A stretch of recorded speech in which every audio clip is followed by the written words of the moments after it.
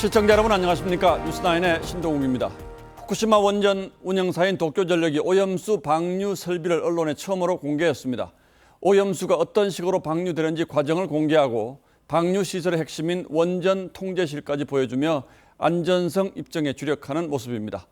지난주 오염수 첫 방류가 이루어진 뒤 실시된 일본 내 여론조사 결과도 공개됐습니다. 오늘 뉴스9은 김자민 기자의 보도로 시작하겠습니다. 후쿠시마 제1원전 부지 오염수 탱크 앞에 관계자 외 출입 금지 현수막이 붙어 있습니다. 오염수를 내보내는 배관은 검은색, 바닷물 이송관은 파란색으로 구분돼 있습니다. 오염수 샘플을 채취해 삼중수소 농도를 확인하는 설비도 보입니다. 오염수 방류를 컨트롤하는 원전 통제실에선 직원 9명이 24시간 체제로 상황을 지켜봅니다. 자물쇠로 잠긴 부분은 방류를 개시하는 스위치로 지난 24일 오후 도쿄전력은 이 스위치를 돌리며 첫 방류를 알렸습니다. ALPS処理水移送設備移送許可キースイッチオンにします。 オンにする了解。 모니터 4개에는 오염수 탱크 누수 여부와 삼중수소 농도 추계치 등이 표시되는데 이상이 있으면 즉각 방류가 중단됩니다. 일본 여론의 절반 이상은 오염수 방류 조치를 긍정적으로 평가하거나 이해할 수 있다고 답했습니다. この辺の人にとっては大変なことだと思いますけど、いつまでもあのまんまにしておくのも大変かなと思います。 방류 직후 일본 3개 매체가 실시한 여론조사에서 모두 긍정적 평가가 부정적 반응을 크게 웃돌았습니다. TV조선 김자민입니다. 그러나 우리 정부는 국민들의 불안감을 잠재우기 위해서 앞으로 100일 동안 강도 높은 수산물 원산지 검사를 실시하겠다고 밝혔습니다. 수산물 수유업체 2만여 곳을 대상으로 전수조사를 실시할 계획입니다. 그러나 괴담은 여전히 번지고 있습니다. 일본이 오염수를 방류한 뒤에 바닷물의 색깔이 변했다는 주장도 나왔습니다. 실제로 가능한 일인지 유혜림 기자가 취재했습니다. 오염수 방류가 시작된 지난 24일 촬영된 영상입니다. 후쿠시마 제1원전 앞바다에 노란 띠가 보입니다. 이 장면을 중심으로 온라인에는 방류 후 바닷물 색깔이 변했다는 주장이 퍼졌습니다. 정부는 빛의 양이나 조수의 흐름에 따라 바다색이 다르게 보이는 것으로 방류와 상관없이 흔히 볼 수 있는 현상이라고 밝혔습니다. 해당 사진은 약 1시 5분경 촬영된 걸로 저희가 판단을 하고 있고 실제 오염수가 바다로 흘러나온 시점은 약 13시 13분경으로 계산이 됩니다. 오염수 방류 당일과 다음 날 실시한 해양방사능 조사에서 세슘과 삼중수소 모두 세계보건기구의 먹는 물 기준보다 훨씬 낮은 수준으로 나타났습니다. 정부는 오늘부터 100일간 수산물 원산지를 집중 점검합니다. 수입품 중 많이 팔리는 가리비, 참돔, 우렁생이를 중심으로 약 2만 개 업체를 3회 이상 전수조사하기로 했습니다. 일본산 등 수입수산물 유통 질서에 대한 국민 우려가 높아지는 만큼 전례 없는 수준으로 원산지 특별 점검을 진행하겠습니다. 어제 일본에 도착한 우리 전문가 3명도 후쿠시마 IAEA 사무소에서 방류 관련 점검 준비에 나섰습니다.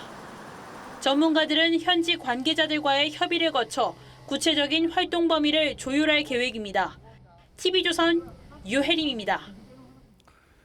일본의 오염수 방류 이후 중국에서는 반일 정서가 급속도로 확산하고 있습니다. 일본 제품에 대한 전방위 불매운동 조짐이 일고 있고 일본 관공서에 무작위로 전화를 걸어서 항의하는 중국인도 늘고 있습니다. 오염수 방류에 대한 중국의 반응은 조정린 기자가 취재했습니다. 한 중국인이 일본에 무작위로 국제 전화를 걸어 오염수 방류를 왜 했냐고 따집니다. 我问你为啥把那核污水排放到那大海里头？我也没有去过海边嘞，你放里头，你叫我咋去刷呀？ 후쿠시마 시장은 이러한 중국인들의 항의 전화가 시청에서 확인된 것만 200건이고 학교 음식점 등에도 계속 온다며 고충을 토로했습니다. 중국 칭다오, 수저우에 있는 일본인 학교들에 돌과 계란이 잇따라 날아드는 일도 있었습니다. 중국 소비자들은 수산물뿐 아니라 일본산 화장품 불매 리스트까지 공유하고 있습니다. 应该我觉得不太会了吧，我还是比较担心安全问题。 3년여 만에 재개된 일본 단체 여행도 취소 행렬이 이어지는 등 반일 감정이 확산하자 일본 외무성은 주일 중국 대사를 불러들여 유감을 표했습니다. 極めて遺憾であり憂慮しています。中国側に対しては国民に冷静な行動を呼びかけると適切な対応を行うとともに 기시다 총리의 친서를 전달할 계획이었던 열린여당 대표의 방중마저 무산됐는데 중국 측이 적절한 시기가 아니라는 입장을 밝힌 것으로 알려졌습니다. TV조선 조정른입니다. 예, 후쿠시마 문제로 우리도 정치권의 긴장감이 높아지고 있는데 여야가 오늘부터 나란히 1박 2일 일정으로 워크숍을 열었습니다. 다음 달 시작되는 정기국회와 8개월 앞으로 다가온 총선을 앞두고 전열을 가다듬겠다는 취지죠. 국민의힘에선 윤석열 대통령이 지난해에 이어 올해도 연찬회에 참석했는데 발언 수위가 상당히 높았다고 합니다. 먼저 국민의힘 연찬회가 열리는 곳으로 가보겠습니다. 자, 정민진 기자, 일본 오염수와 관련한 윤 대통령의 발언이 나왔다고요? 네, 오늘 저녁 국민의힘 연찬 회장을 찾은 윤석열 대통령은 일본의 후쿠시마 오염수 방류 이후에 관련해서 처음으로 입장을 내놨습니다. 특히 오염수 방류를 반대하는 민주당을 향해 과학적 근거 없이 가짜 뉴스를 유포하고 있다는 취지로 강도 높게 비판했는데요. 관련 발언 한번 들어보시죠. 1 더하기 1을 100이라고 그러는 사람들이니까. 근데 이제 이런 세력들하고 우리가 또 싸울 수밖에 없습니다. 전 정부에 대한 비판 수위도 높았습니다.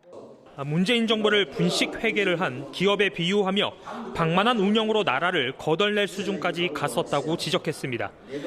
좀 운영권을 가져오지 않았더라면 이 나라가 어떻게 됐겠나 하는 정말 아찔한 생각이 많이 듭니다. 윤 대통령은 또 철진한 엉터리 사기 이념에 매몰돼선 안 된다며 국가가 나아갈 방향을 명확하게 설정해야 한다고도 했습니다. 최근 불거진 이념 논쟁을 의식한 발언으로 해석됩니다. 오늘 워크숍 만찬 메뉴는 해산물 소비를 독려하는 차원에서 의원들이 전국 각지에서 공수한 해산물로 준비됐습니다. 국민의힘은 내일까지 정기국회와 내년 총선 전략에 대한 토론을 이어갈 예정입니다. 국민의힘 연찬회장에서 TV조선 정민진입니다. 예, 동시에 민주당도 9월 정기국회에 대비한 의원 워크숍을 열고 대정부 공약 포인트를 점검하고 있습니다. 역시 현장에 취재기자 나가 있습니다.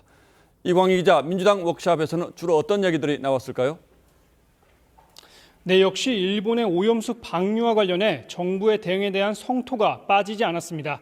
윤석열 정부가 세계적인 비판 여론에 눈과 귀를 막고 있다고 비판했습니다.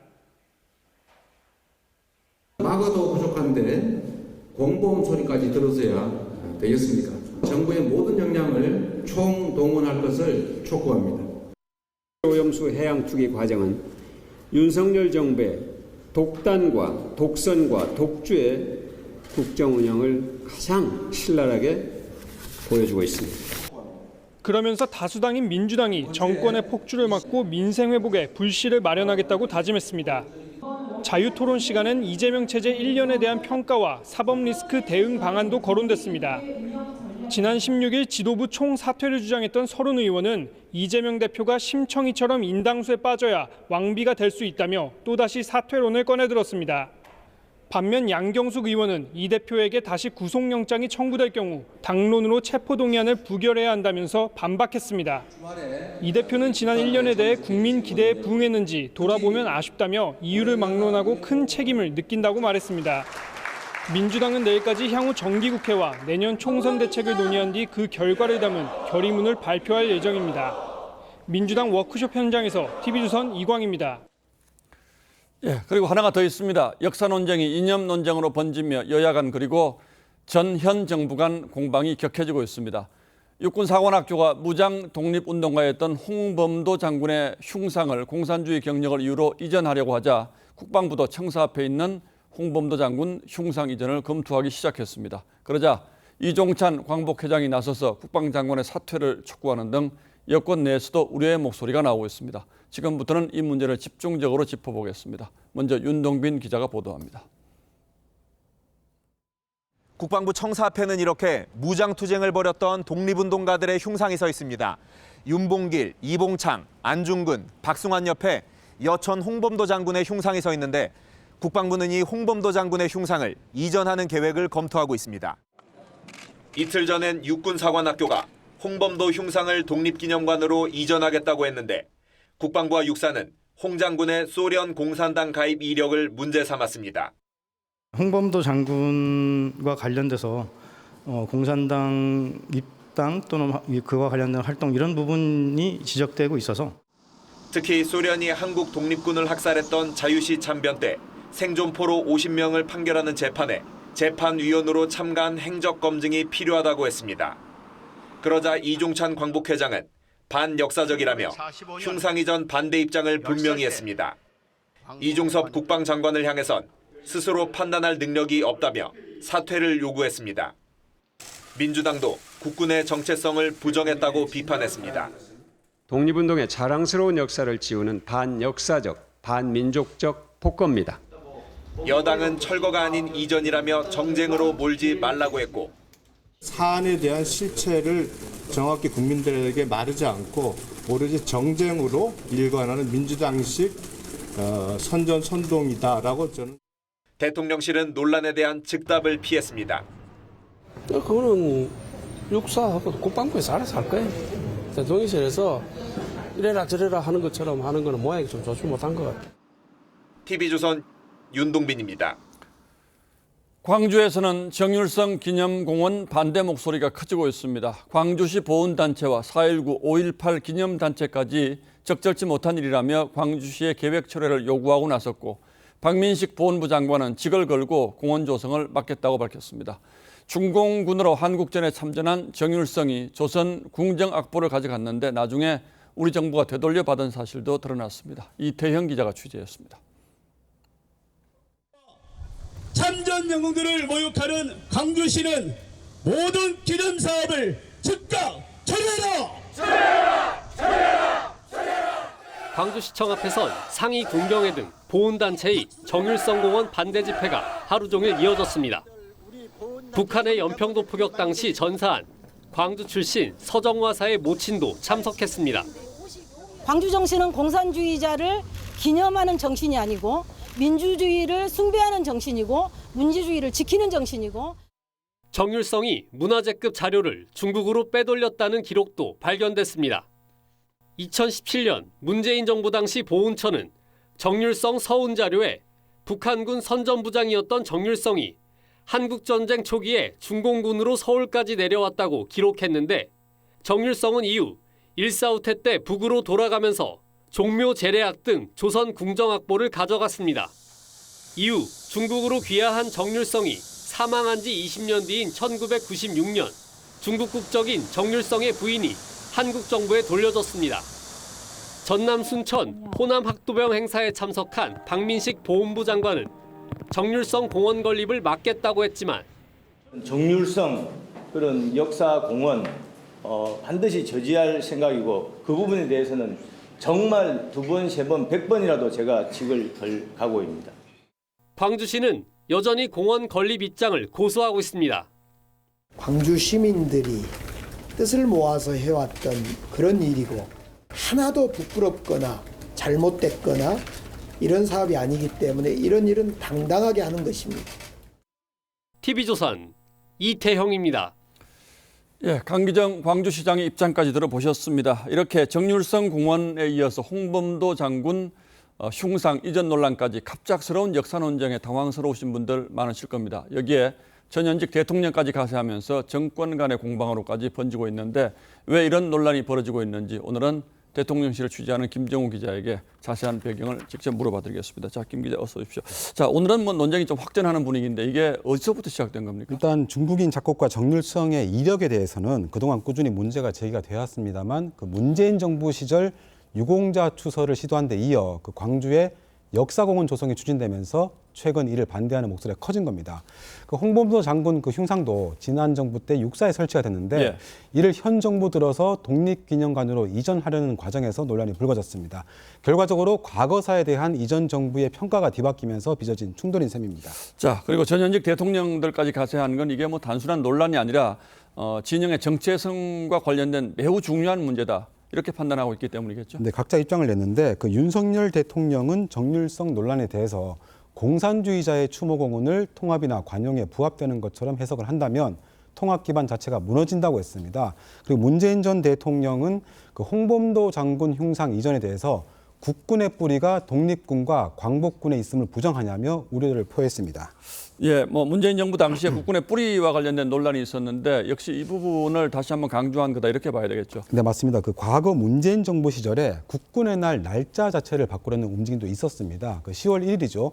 한미 상호 방위 조약이나 6.25 때 국군이 38선을 돌파했다는 그런 의미가 있는 날짜인데 그거를 이제 광복군 창설일인 9월 17일로 바꾸려고 했습니다. 당시에는 그 기념일 변경에 대한 반발이 커서 성사되지 못했습니다만 문 전 대통령이 홍범도 장군의 유해 봉화를 직접 추진하고 홍범도 흉상도 육사에 설치하면서 국군의 뿌리를 그 항일에 두는 데 집중했다고 볼 수 있겠습니다. 자, 어떻게 보면 이게 건국 논쟁하고도 비슷한 점이 있군요. 얼마 전에 윤석열 대통령이 독립운동을 건국운동으로 규정을 해서 건국절 논란은 일단락이 됐는데 이번 경우는 뭐가 다른 겁니까? 일단 그 대통령실과 여권은 그 육사와 같은 그런 이제 장교를 양성하는 학교만큼은 그에 맞는 상징물이 있어야 한다 이런 입장입니다. 그래서 철거가 아닌 이전이라는 표현을 쓰고 있죠. 사실 봉오동 전투로 유명한 그 홍범도 장군은 1943년에 소련에서 세상을 떠났기 때문에 6.25 전쟁과는 좀 무관하다고 할 수 있습니다. 예. 육사는 1946년에 설립이 됐고 6.25 전쟁 때 다시 개교해서 북한군에 맞선 역사가 있습니다. 그리고 이제 홍범도 장군은 생전에 소련 공산당에 입당해서 소련군 소속에 편입이 됐고 최소 수십 명에서 수백 명이 희생된 그 자유시 참변 이후에 소련군 재판위원으로 참여한 이력도 있기 때문에 좀 김좌진, 이범석 장군 사례와는 좀 다르다 이런 인식이 있습니다. 물론 그 재판위원을 비롯한 홍범도 장군에 대한 역사적 평가에 대해서는 여전히 엇갈리는 부분이 꽤 많다고 볼 수 있겠습니다. 독립운동가들의 해방 전후의 세세한 행적을 다 따지면 뭐 이게 굉장히 복잡한 문제죠. 그러나 작곡가 정율성과 홍범도 장군의 문제가 이렇게 한꺼번에 뭉쳐져서 논쟁이 되는 건 좀 이해하기 어려운 측면이 분명히 있습니다. 네, 맞습니다. 그 지금의 논란 자체가 두 가지 사안이 한꺼번에 겹치면서 이념 대결 구도가 형성된 건 약간 좀 여건이 자초한 측면이 있다고 볼 수 있습니다. 그 두 사안을 분리해서 접근했어야 한다는 건데 예. 오늘도 이제 그 김병민 최고위원이 과유불급이라고 표현한 것 역시 이런 분위기가 반영된 걸로 봐야 할 겁니다. 학계 평가나 국민 여론이 충분히 수렴되지 못한 상태에서 서둘러 추진하다가 논란을 빚는 측면이 적지 않다. 이런 지적이 나온 것도 그 때문이라고 볼 수 있겠습니다. 예, 뭐 지난 정부에서 친일 논란 뭐 비슷한 것 같은데 어쨌든 역사 배우는 학생도 그렇고 국민들도 그렇고 좀 혼란스러운 건 사실인 것 같습니다. 예, 김정우 기자 잘 들었습니다.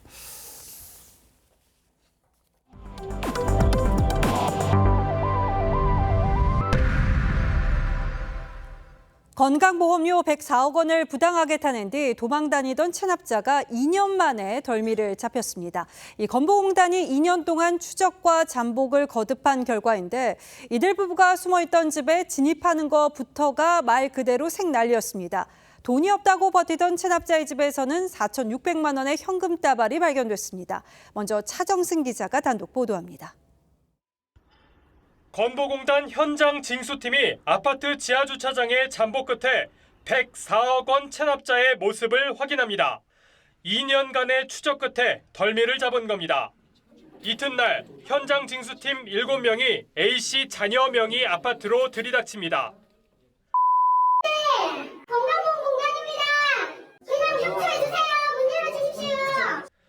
문을 열어주지 않자 경찰 입회하에 새 지렛대와 전동 드릴을 동원해 도어락을 부숩니다.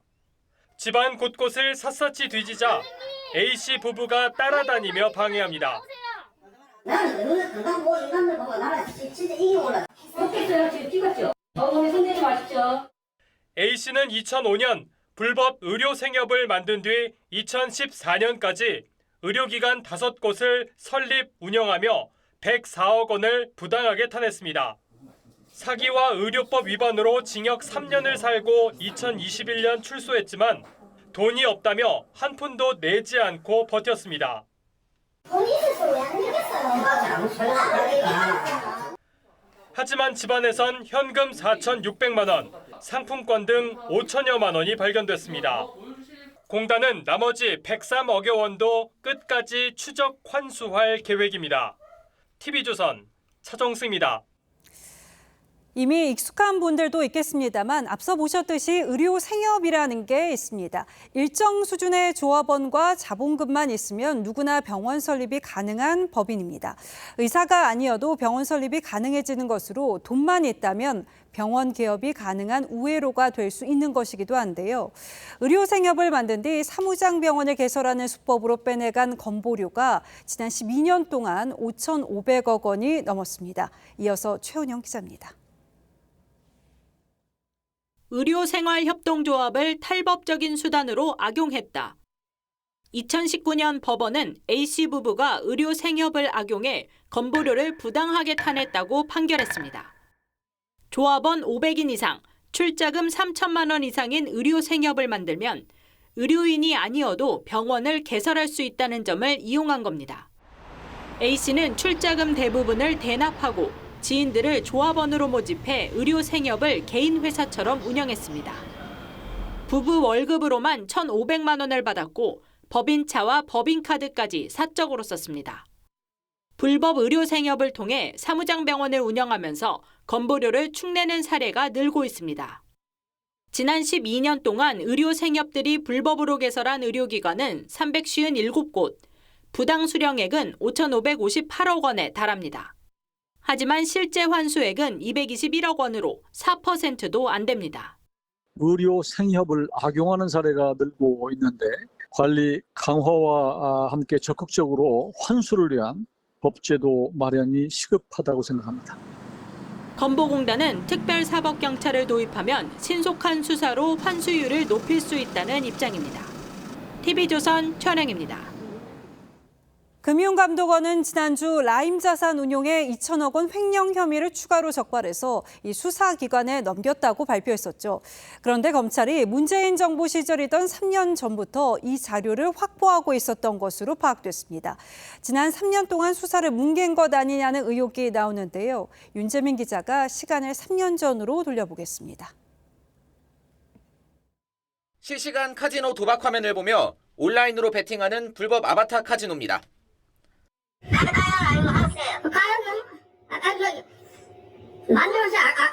알아서. 도박이 이뤄지는 곳은 필리핀 막탄섬의 한 리조트 카지노. 라임 사태 주범으로 꼽히는 메트로폴리탄 김모 회장이 투자금 276억 원을 빼돌려 인수한 곳입니다.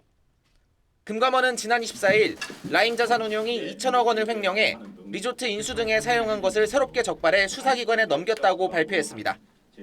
그런데 사실 검찰은 3년 전부터 이 같은 자료를 확보하고 있었습니다. 지난 2020년 10월 라임 사태 관계자가 라임이 캄보디아 부동산 투자 명목으로 홍콩에 1억 달러를 송금한 기록 등 횡령 내역을 제보했기 때문입니다.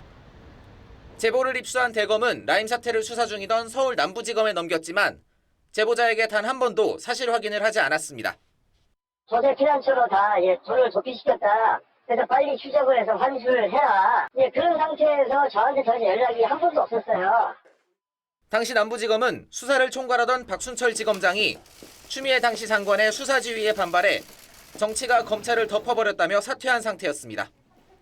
라임이 빼돌린 2천억 원과 관련해 지난 3년 동안 검찰이 체포한 건 카지노에서 실물을 보던 한 명뿐. 메트로폴리탄 김 회장은 여전히 해외 도피 중입니다. TV조선 윤재민입니다. 포항의 한 주차장 4층 난간에서 1톤짜리 화물차가 인근 어시장 지붕 위로 떨어졌습니다. 시장 상인과 손님 등 10여 명이 크고 작은 부상을 입었는데 어쩌다 이런 일이 벌어진 건지 김동현 기자가 취재했습니다. 어시장 지붕이 갑자기 무너지고 놀란 상인과 손님들이 황급히 자리를 피합니다. 어제 오후 4시 15분쯤 경북 포항의 한 어시장 지붕으로 1톤짜리 전기 트럭이 추락했습니다. 날벼락도 그런 거지. 갑자기 막 쾅쾅쾅쾅 그러는데 이거는 가스 폭발하는 정도로 소리가 컸어요. 이 사고로 상인 2명과 트럭 동승자가 크게 다치는 등 12명이 중경상을 입었습니다. 어시장을 덮친 트럭은 당시 공영주차장 5층에서 내려오던 길이었습니다. 사고 트럭은 주차타워 4층에서 철제 난간을 부수고 추락해 20m 거리 어시장에 떨어졌습니다. 60대 트럭 운전자는 경찰 조사에서 혈중 알코올 농도가 면허 정지 기준 0.03% 이하로 나타났고 사고 당시 차가 갑자기 가속됐다고 주장했습니다. 비상적으로 차가 이제 급하게 나가버렸다. 그런 주장을 하고 있고, 사고 직전에 이제 속도가 있었는 건 분명하다 봐요. 이 사고로 어시장 일부는 전기가 끊기고 해수 공급관로도 부서졌습니다. 수족관 물고기가 폐사하는 등 이틀째 영업에 차질을 빚고 있습니다.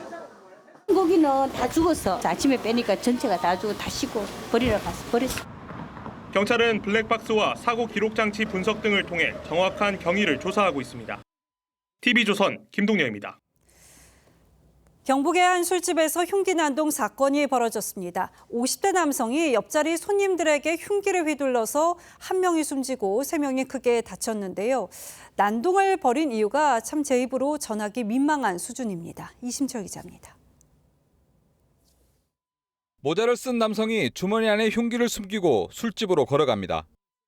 어젯밤 11시쯤 경북 영천의 한 술집에서 50대 이모 씨가 옆자리 손님 일행과 시비 끝에 흉기를 휘둘렀습니다. 칼을 찔렀다 하면서 뛰어오더라고요. 칼 닫혀있는 그것만 봤어요. 한 사람이 나왔길래. 흉기에 다친 60대 남성 A씨가 숨졌고 50대 남성과 여성 2명 등 3명이 중경상을 입었습니다. 신고를 받고 출동한 경찰은 범행 현장인 술집에서 E씨를 붙잡았습니다. 경찰 조사 결과 E씨는 옆자리 남성 일행과 서로 알지 못하는 사이였습니다. E씨는 경찰 조사에서 자신과 동석했던 여성이 옆자리 남성 일행과 술을 마신 것에 화가 나 범행을 저질렀다고 진술했습니다.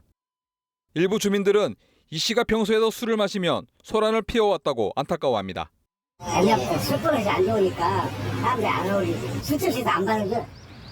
경찰은 E씨를 현행범 체포하고 살인 등의 혐의로 구속영장을 신청할 계획입니다. TV조선 이심철입니다. 서울의 한 아파트에서 경찰관이 떨어져 숨졌습니다. 이 경찰은 앞서 동호회 회원들과 술자리를 갖고 있었던 것으로 전해지는데 일행 중 일부에게서는 마약 투약 정황이 발견됐습니다. 전정원 기자의 보도입니다. 서울 용산구의 한 아파트 단지. 어제 새벽 5시쯤 함께 술을 마시던 일행 한 명이 사라졌다는 신고가 119에 접수됐습니다. 구급대원이 출동해 아파트 화단에서 쓰러져 있는 30대 남성 A씨를 발견했습니다. A씨는 곧바로 병원으로 옮겨졌지만 끝내 숨졌습니다. 신원 확인 결과 A씨는 강원경찰청 소속 경찰관이었습니다. 추락 직전 해당 아파트에서 동호회 회원 7명과 술자리가 있었던 것으로 파악됐습니다. 주민이 쿵 소리가 나갖고 밖에 보고 그렇게 해갖고 이제 고가들에서 차가 크게 사고 났나 그렇게 알고. 일행은 경찰에서 A씨가 술을 마시다 갑자기 창문을 열고 나갔다고 진술했습니다. 그런데 함께 있던 일행에게서 마약 투약 정황이 드러났습니다. 부자연스러운 말투와 행동을 수상히 여긴 경찰이 간이 마약 검사를 했더니 일부에게서 필로폰과 케타민 등 마약 양성 반응이 나온 겁니다. 현장에선 주사기도 발견됐습니다. 경찰은 동호회 회원들을 상대로 마약 정밀 검사를 의뢰하고 A씨도 마약 투약에 관여했는지 등을 집중 조사하고 있습니다. TV조선 전정원입니다. 한밤중 제주 시내에서 건물을 들이받고 5km를 달아난 운전자가 붙잡혔습니다. 운전자는 만취 상태였는데 신원을 확인해 보니까 현직 경찰 간부였습니다. 김태준 기자입니다.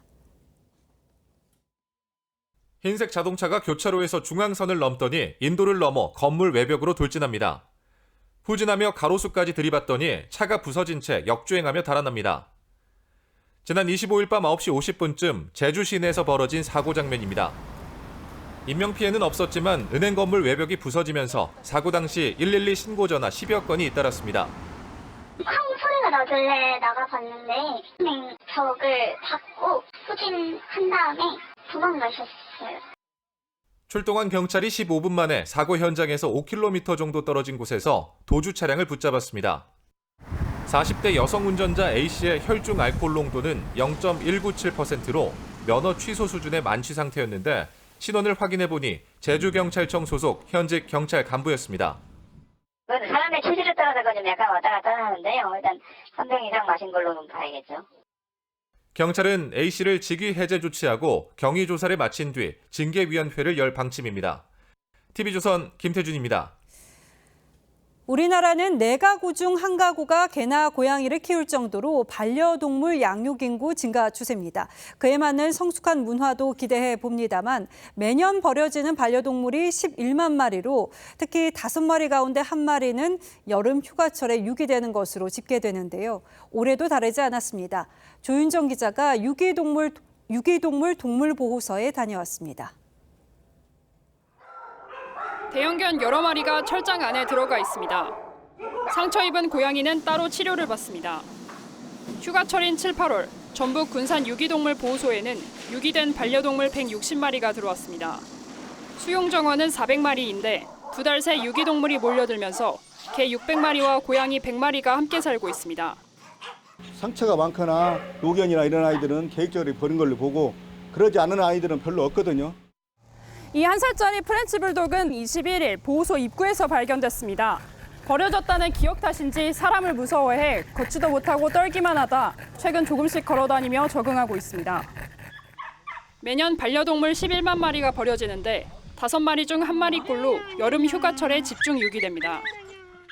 양양 같은 데는 여름에 서핑 인구들 때문에 여름에 주로 많이 버려지기도 하고 겨울에는 제주도에서 많이 버려지기도 하고 유기동물은 열흘간 공고를 통해 주인이 되찾아가도록 하고 그 기간이 지나면 입양 또는 안락사시킵니다.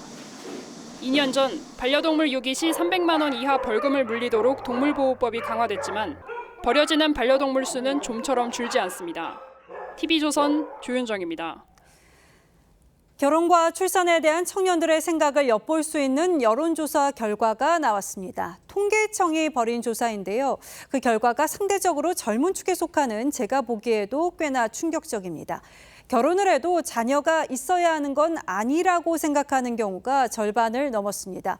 대한민국 청년 절반 정도는 애를 안 낳고 살아도 된다는 거죠. 또 청년 10명 중 8명은 결혼하지 않고도 동거할 수 있다고 봤습니다. 송병철 기자입니다. 직장에 다니는 35살 심효진 씨는 당장 결혼할 생각이 없습니다. 경제적 여유가 없기 때문입니다. 경제적으로 안정이 되어 있다면 빨리 하고 싶은데 요즘에 고용 불안도 있고 그래서 조금 늦어지는 게 아닐까. 심 씨 같은 이유로 결혼을 미루는 사례는 넘쳐납니다. 19살에서 34살 청년에게 물어봤더니 결혼을 안 하는 이유 1위로 자금 부족을 꼽았습니다. 결혼에 대한 인식도 바뀌고 있습니다. 결혼하지 않고 같이 사는 비혼 동거에 동의하는 응답은 10년 전엔 10명 중 6명 정도인 60% 수준이었는데 지난해엔 8명가량인 80% 수준으로 늘었습니다. 결혼이 필수가 아닌 선택이라고 보는 겁니다. 이런 양상은 출산에서도 나타납니다. 결혼해도 자녀를 꼭 가질 필요는 없다고 한 청년의 응답이 절반을 넘었고 특히 여성의 경우 65%에 달했습니다. 여기서도 주거와 양육, 교육비 등 경제적 문제가 걸림돌입니다. 아이를 키우려면 돈이 가장 중요한 건데 그거를 경제적인 이유가 아무래도 가장 출산이나 결혼을 안 하려고 피하려고 하는. 결혼을 해야 한다는 응답은 10년 전 57%였지만 이제는 36% 선으로 크게 떨어진 것으로 나타났습니다. TV조선 송병철입니다. 다음 뉴스입니다. 이동관 방통위원장이 공식 취임하면서 취임 일성으로 공영방송 개혁을 강조했습니다. 공영방송이 그동안 무소불위의 권력을 누려왔다며 국민의 선택과 심판이라는 견제 속에서 신뢰를 회복하도록 하겠다고 말했습니다. MBC 대주주인 박문진과 EBS의 보궐 이사도 임명했습니다. 박지호 기자가 보도합니다. 이동관 방송통신위원장이 취임 첫날 공영방송 개혁을 강조한 배경엔 지금까지 그 책임을 다하지 못했다는 인식이 깔려 있습니다. 특히 정치적 편향성과 가짜뉴스 확산에 따른 국론 분열 책임을 지적했습니다. 노영방송이라는 이중성으로 정치적 편향성과 가짜 뉴스의 확산 그리고 국론을 분열시켜온 사실을 부정할 수 없습니다. 그러면서 국민의 선택과 심판으로 공영방송 신뢰를 되찾도록 하겠다고 했습니다.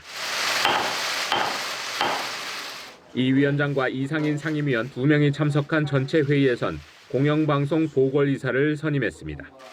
EBS 보궐이사엔 강규영 전 KBS 이사가 임명됐습니다. 강 이사는 문재인 정부 출범 직후인 지난 2017년 12월 법인카드 사적 사용 등의 이유로 KBS 이사에서 해임됐다가 문 전 대통령을 상대로 해임 취소 청구 소송을 내 승소했습니다. 방통위는 또 MBC 대주주인 방송문화진흥회 보궐이사인 김성근 전 MBC 방송인프라본부장을 임명했습니다. 김 이사 임명으로 박문진의 여야 구성은 4대5 구도가 됐습니다. 방통위는 또 김기중 박문진 이사에 대해서도 감사 방해 등의 이유로 해임을 추진 중입니다. TV조선 박지호입니다. 예, 이른바 인천 빌라왕 전세 사기 사건 아직 생생히 기억들 하실 겁니다. 피해자들의 눈물도 아직 마르지 않았죠. 이런 형태의 나쁜 임대인이 발생시킨 전세 사기 금액이 이미 1조 5천억 원대에 이르고 있고 비슷한 위험에 노출된 전세 보정액도 상당한 걸로 드러났습니다. 전세 시장의 시한폭탄 같은 거죠. 더 자세한 내용은 김혜나 기자가 취재했습니다. 빌라 1,100여 채 보증금을 가로챈 빌라 사기꾼 김모 씨부터 2,700여 채 세입자를 눈물짓게 한 건축업자 남모 씨까지 주택도시보증공사 허그가 집중관리하는 나쁜 임대인은 지난달 기준 344명입니다. 이들이 뿌린 전세 사기 공포에 세입자들은 여전히 불안에 떨고 있습니다. 너무 전세 위험하다 하니까 불안해서 가입하러 오게 되었습니다. 문제는 계약 만기가 남아 아직 드러나지 않았지만 이들이 소유해 보증사고가 터질 위험이 큰 주택이 7,000곳 넘게 있다는 겁니다. 악성 임대인들이 기존 세입자의 보증금을 돌려주지 못한 만큼 이들의 남은 매물 역시 사실상 시한폭탄이 될 수 있는 셈인데 이런 미확정 채무를 모두 더하면 1조 5천억 원이 넘습니다. 특정 임대인 명의주택에 최대 800여 건까지 보증이 발급된 경우까지 있지만 보증사고 접수 전까진 제재할 근거가 없다 보니 악성 임대인 매물에 보증 14,800여 건이 발급된 겁니다. 집이 신적당한 사유만으로 거절하거나 이러면 그분은 이제 보호를 받지 못하는 거잖아요. 반면 이들 대신 빚을 갚은 허그가 회수한 금액은 10%에 그칩니다. 임대보증 건수나 금액 제한과 같은 그런 실질적인 그런 심사를 좀 더 엄격하게 하는 조치가 필요하다고 생각하고요.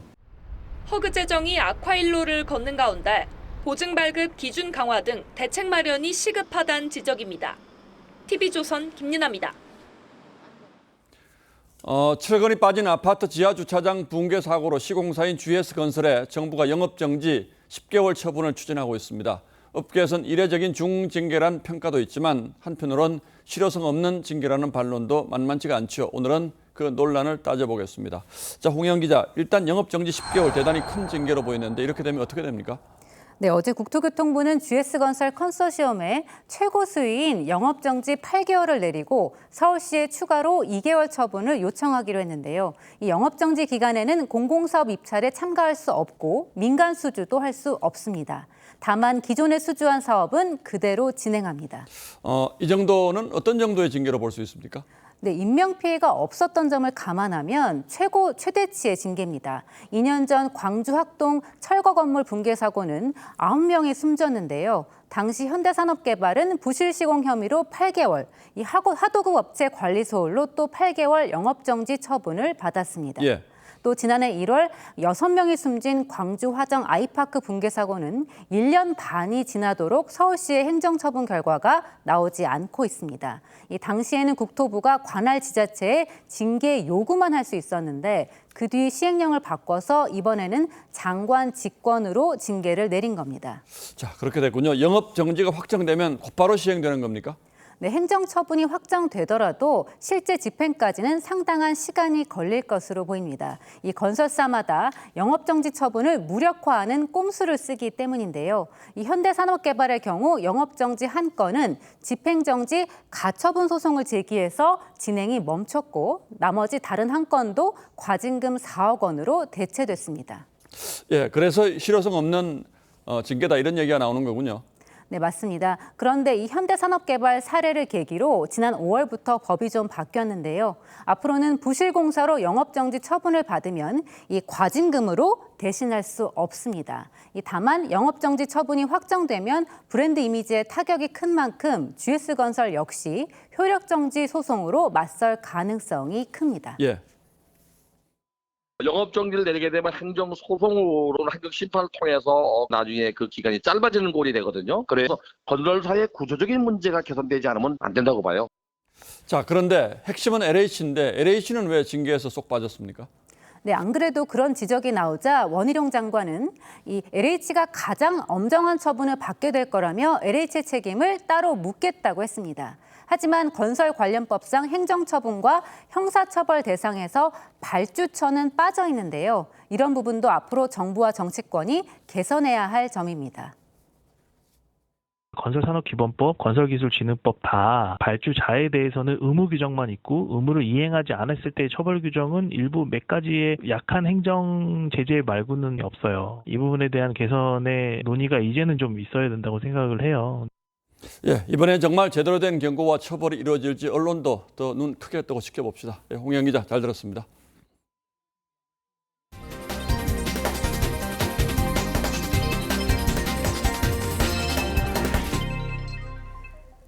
미국 플로리다 한 아파트에서 화학을 전공한 중국 유학생이 윗집에 유독물질 테러를 벌였다가 붙잡혔습니다. 층간소음에 대한 보복 차원이었는데요. 윗집 주민들은 한 달 넘게 원인 모를 냄새와 두통에 시달려왔습니다. 이유진 기자입니다. 조심스레 계단을 올라오는 한 남성. 갑자기 주사기를 꺼내더니 현관문 밑으로 뭔가를 넣습니다. 마취제로 쓰이는 화학 물질입니다. 부인과 10개월 난 딸을 두고 있는 우마르 압둘라는 집에서 계속 냄새가 나고 어른은 물론 아이까지 구토를 하는 지경에 이르자 현관에 카메라를 설치했고 이 충격적인 장면을 포착했습니다. He is holding his breath.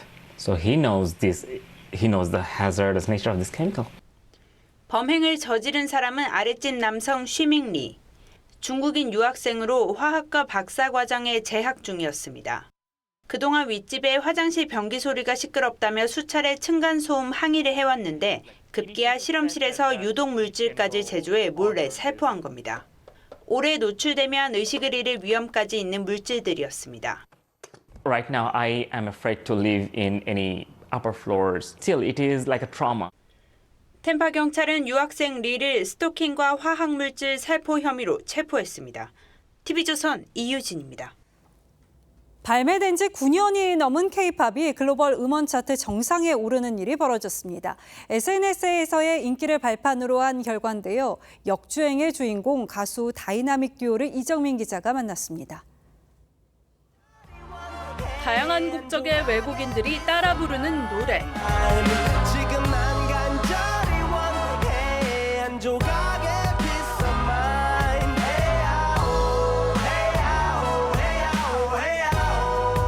최근 정규 10집을 발표한 힙합 가수 다이나믹 듀오가 2014년에 발매했던 에아오입니다. 틱톡 등 SNS를 타고 해외에서 큰 인기를 누리면서 스포티파이, 아이튠즈 등 해외 음원 차트 정상을 석권했습니다. 처음 겪는 인기는 데뷔 20주년을 앞둔 가수도 놀랄 정도입니다.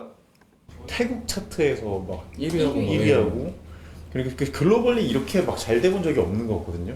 외국에서 막 잘 되니까 덩달아서 한국에서도 그렇게 잘 되기 시작해가지고 갑자기 다시 차트 안으로 들어왔어요. 따라 부르기 쉬운 가사가 조회수 1000만 뷰 이상의 인기 비결입니다.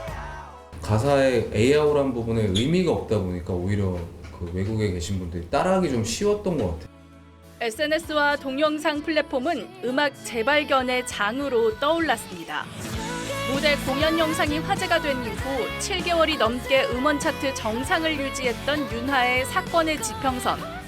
군부대 공연 영상으로 발표 4년 만에 히트곡 대열에 오른 브레이브걸스의 롤린에 이어 다이나믹 듀오의 에아오까지 역주행 현상은 이어지고 있습니다.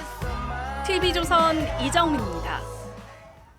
우리 배드민턴 간판 안세영이 한국 선수로는 최초로 세계선수권 단식에서 금메달을 차지했습니다. 안세영은 결승전이 주는 압박 속에서도 무려 11연속 득점이라는 엄청난 실력을 자랑하면서 한국 배드민턴의 새 역사를 썼습니다. 이다솜 기자입니다. 리우올림픽 금메달리스트 카롤리나 마린을 상대로 여유롭게 1세트를 가져간 안세영. 2세트 마린의 반격에 10대10 동점을 허용하지만 세계 1위 안세영의 저력은 위기에서 더 빛났습니다. 마린의 공격을 신들린 듯 차단하는 질식 수비를 앞세워 12연속 득점이라는 놀라운 집중력으로 우승을 확정지었습니다. 한국 선수 최초의 세계선수권 단식 금메달. 올림픽 금메달리스트 방수연도 이루지 못했던 한국 배드민턴의 새 역사입니다. 그냥 즐기니까 다 잘 되는 것 같아요. 정말 잘 즐겼다라는 생각밖에 들지 않습니다. 즐겼다는 인터뷰를 할 수 있기까지 안세영은 도쿄올림픽 이후 하루도 쉬지 않는 강행군을 이어왔고 그 결과 올해 12번의 대회에서 금메달 8개를 수확했습니다. 20대 초반을 좀 이렇게 날리는 것 같아서 좀 아쉽기도 하지만은 그래도 언젠가는 또 다 저에게 행복한 결과로 보여줄 수 있지 않을까라고. 혼합 복식과 남자 복식에서도 정상에 오르며 역대 최고 성적을 기록한 한국 배드민턴. 다가오는 항저우 아시안게임에서 5년 전 자카르타의 노메달 참사를 완벽하게 씻어내겠다는 각오입니다. TV조선 이다솜입니다.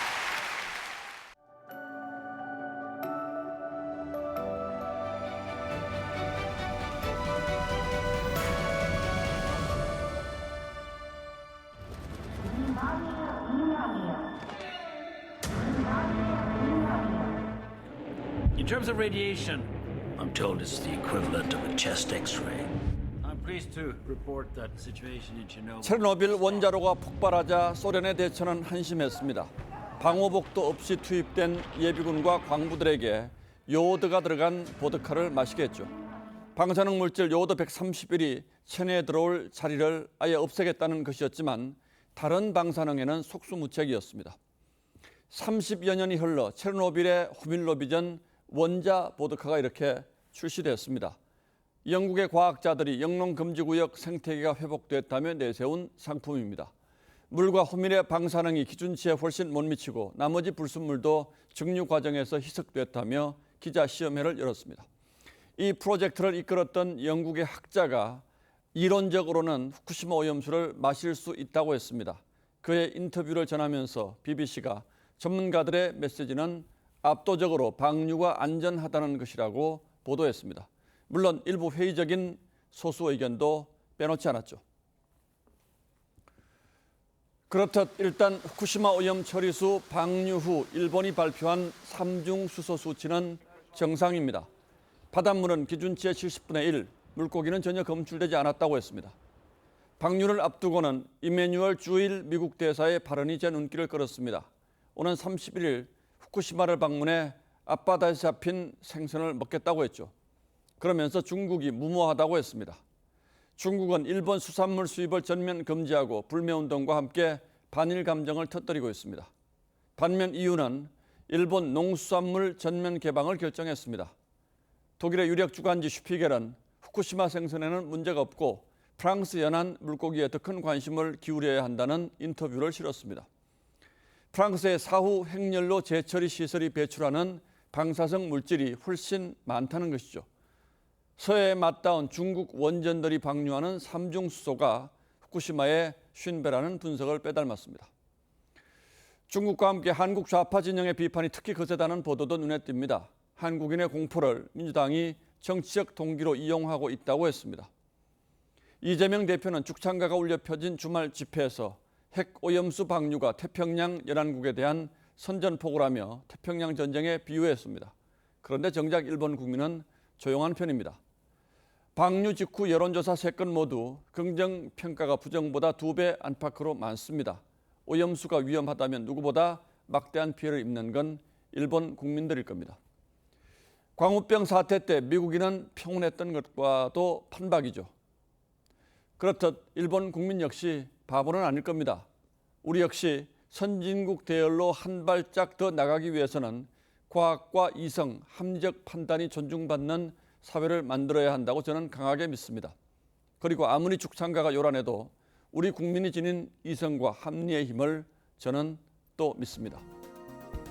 8월 28일 앵커의 시선은 국민은 바보가 아닙니다. 였습니다.